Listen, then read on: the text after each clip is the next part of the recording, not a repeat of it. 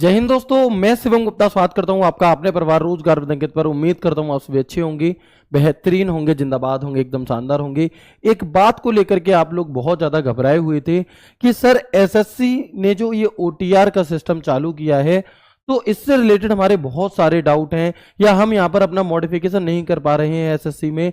कैसे मॉडिफिकेशन करना है, कौन सी कैटेगरी भरनी है, क्या क्वालिफिकेशन में चेंज करना है, क्या ये चेंज सभी के लिए हैं, ऐसे शानदार तरीके से आपके खत्म होने वाले हैं। आप देखेंगे कि ज्यादातर जो बच्चे थे जिन्हें लास्ट 31 मई तक एक मौका मिला था एसएससी में, जिन्होंने पहले से ओटीआर किया हुआ है उन्हें चेंज करने का, तो कई सारे बच्चे ऐसे थे जो चेंज नहीं कर पाए, या कैटेगरी में चेंज करना भूल गए, या बहुत सारी चीजें, तो बहुत ज्यादा परेशान थे कि सर कैसे क्या होगा, हम अब कभी चेंज कर भी पाएंगे या नहीं कर पाएंगे।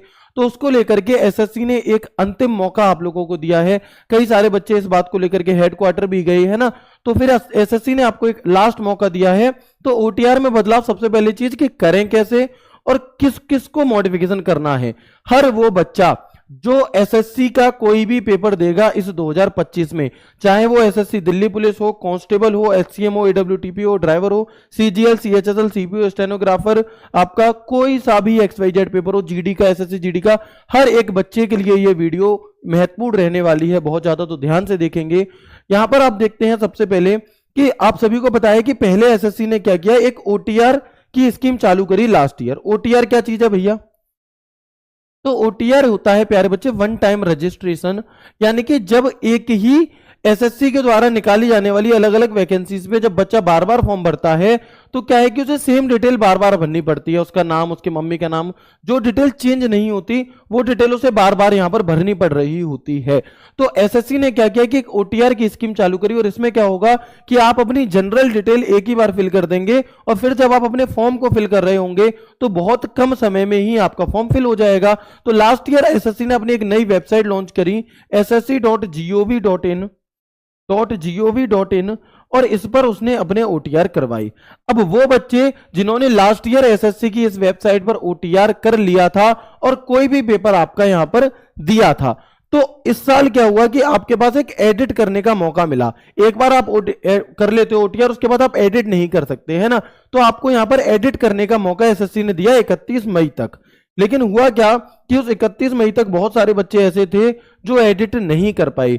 फिर क्या है भैया जी, जब नहीं कर पाए तो आप देखेंगे तो बच्चे बहुत ज्यादा परेशान थे। तो यहां पर एसएससी ने फिर आप लोगों के कहने से ही 17 जून को एक नोटिस दिया, और इसमें लिखा कि 31 मई तक की जो लास्ट डेट थी जिसमें ये बच्चे नहीं कर पाए थे अपना एडिट, तो अब आपको एक और नया मौका प्यारे बच्चे दिया जाता है, और जिसमें आप क्या कर सकते हो कि 2 जून से लेकर के, नहीं कितनी जुलाई है, 1 मिनट रुकेंगे, 19 जून से लेकर के, है ना, आप यहां पर देख सकते हैं दोस्त कि यहां पर आप 19 जून से लेकर के 30 जून तक अब अपने ओटीआर में मॉडिफिकेशन यानी कि करेक्शन कर सकते हैं।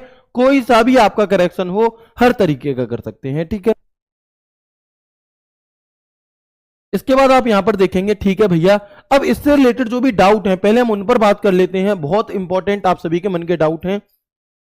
तो सबसे पहले कैसे करना है क्या, तो ssc.gov.in आपकी वेबसाइट है, लेकिन उससे पहले मैं आप सभी के मन के डाउट जो आप लोगों ने कभी कमेंट बॉक्स में छोड़े थे, तो ऐसा नहीं है कि तुम्हारे कमेंट बॉक्स कोई नहीं पढ़ता, सारे डाउट आप लोगों के मैं यहां पर लेकर के आया हूं, एक एक करके बहुत ही तसल्ली से हम यहां पर बात कर रहे होंगे। देखते हैं, मैंने कभी भी एसएससी का कोई फॉर्म फिल नहीं किया। इस बार Delhi police, SSC GD, SSC CGL, CHSL, इनमें से कोई सा भी फॉर्म मुझे फिल करना है, मुझे क्या करना होगा? बच्चे, अगर आपने कभी भी कोई भी फॉर्म फिल नहीं किया है एसएससी का, या फिर बहुत पहले 2 साल पहले किया था, ओटीआर आपने अभी तक नहीं किया है, तो सिंपली आपको ओटीआर करने की जरूरत है। आप एसएससी की वेबसाइट पर जाएंगे और वहां पर जाकर के अपना रजिस्ट्रेशन करके अपना ओटीआर करेंगे सबसे पहले, ठीक है। तो जिस बच्चे ने अभी तक कुछ भी नहीं किया उसे क्या करना है, उसे सिंपली एक ओटीआर करना है। उसके बाद मैंने लास्ट ईयर ओटीआर कर लिया था पर कोई फॉर्म फिल नहीं किया, क्या मुझे दोबारा से ओटीआर करना पड़ेगा? नहीं बच्चे, आपको ओटीआर नहीं करना पड़ेगा, लेकिन अगर आप कोई डिटेल एडिट करना चाहते हो, मान लो आपसे आपके पिताजी के नाम में कोई स्पेलिंग एरर हो गई, आपके नाम में कोई स्पेलिंग एरर हो गई, कोई क्वालिफिकेशन एरर अगर आपके में हो गई, या फिर मैं आपसे बात करूं कि किसी भी प्रकार की कैटेगरी आप चेंज करना चाहते हो, कुछ भी अगर आप चेंज करना चाहते हो, तो प्यारे बच्चे आप यहां पर चेंज कर सकते हैं, दोबारा ओटीआर करने की जरूरत नहीं पड़ेगी। मेरे ओटीआर में कोई भी गलती नहीं है, तो मुझे भी कुछ करने की जरूरत है क्या? अगर बच्चे आपके ओटीआर में कोई भी गलती नहीं है, पिताजी का नाम सही है, कैटेगरी सही है, क्वालिफिकेशन सही है, सब कुछ सही है, तो आपको इसमें कुछ भी करने की जरूरत नहीं है। सिर्फ और सिर्फ ये चेक करने की जरूरत है कि क्या आपके में आधार कार्ड लगा है कि नहीं लगा, आपका आधार कार्ड वेरीफाई है या नहीं। भैया वो कैसे पता चलेगा और मैं उसे कैसे वेरीफाई कर सकता हूं, आगे की क्लास में मैं इस पर भी आपको चर्चा करूंगा। ठीक है, just Aadhaar card not verified दिखा रहा है। कई बच्चों के साथ क्या है कि उन्होंने पहले ओटीआर कर लिया था, कोई गलती भी नहीं है, बट जब वो सीजीएल का या कोई भी फॉर्म भर रहे हैं तो वहां पर आधार नॉट वेरीफाइड दिखा रहा है। तो हम उसे वेरीफाई कैसे करें? तो जब मैं एडिट कैसे करें दिखाऊंगा, तभी मैं आपको बताऊंगा कि आधार कार्ड कैसे वेरीफाई करना है। वो ओबीसी, ये बहुत इंपॉर्टेंट डाउट है प्यारे बच्चे, इसे ध्यान रखिएगा कि एक बहुत इंपॉर्टेंट डाउट है आप लोगों का। ओबीसी ईडब्ल्यूएस सर्टिफिकेट अभी नहीं बने हैं, तो हम ओटीआर में यूआर भरें या ओबीसी या ईडब्ल्यूएस भरें? क्या डिटेल भी भरनी पड़ेगी हमें इनकी? तो प्यारे बच्चे, सबसे पहले आपको यहां पर यह बात समझनी होगी कि जो एसएससी का जब ओटीआर करवाया जा रहा है, ओटीआर में जो मॉडिफिकेशन है, वहां पर जाकर आप अपनी कैटेगरी चेंज कर सकते हो। अब कई बच्चे ऐसे हैं जिनके मन का यह डाउट है कि भैया सर्टिफिकेट तो अभी मेरा बन नहीं पाया, तो मैं इसमें ईडब्ल्यूएस भर दूं या ओबीसी भर दूं और बाद में सर्टिफिकेट बनवा लूं, तो क्या कोई दिक्कत होगी? बच्चे, कोई दिक्कत नहीं होगी। आप ऐसा कर सकते हो कि अगर आपको लगता है कि दिल्ली पुलिस के फॉर्म या जीडी के फॉर्म या आगे आने वाला कोई भी फॉर्म बाद में भरना है मुझे, और अगर आपने इन 30 जून तक अगर कैटेगरी चेंज नहीं करी तो बाद में आप इसे चेंज नहीं कर सकते, तो आप अभी से इसमें ईडब्ल्यूएस या ओबीसी भर दो और बाद में आप यहां पर क्या है, अपना सर्टिफिकेट बनवा लो। जी हां, वो चल जाएगा, क्योंकि जो सर्टिफिकेट की डेट मांगी जाती है, चाहे वो ईडब्ल्यूएस या ओबीसी, वो फॉर्म के भरने की लास्ट डेट तक की मांगी जाती है। और जब आप यहां पर ओबीसी या ईडब्ल्यूएस फिल कर रहे होंगे तो यहां पर आपसे उसकी कोई भी डिटेल नहीं मांगेगा, ना ही आपसे यहां पर मांगेगा कि ईडब्ल्यूएस की जानकारी, ईडब्ल्यूएस का नंबर नहीं, ना ही ओबीसी की कोई जानकारी मांगेगा। तो आप ऐसा कर सकते हैं। लेकिन एक मिनट, एक सजेशन आप लोगों के लिए है।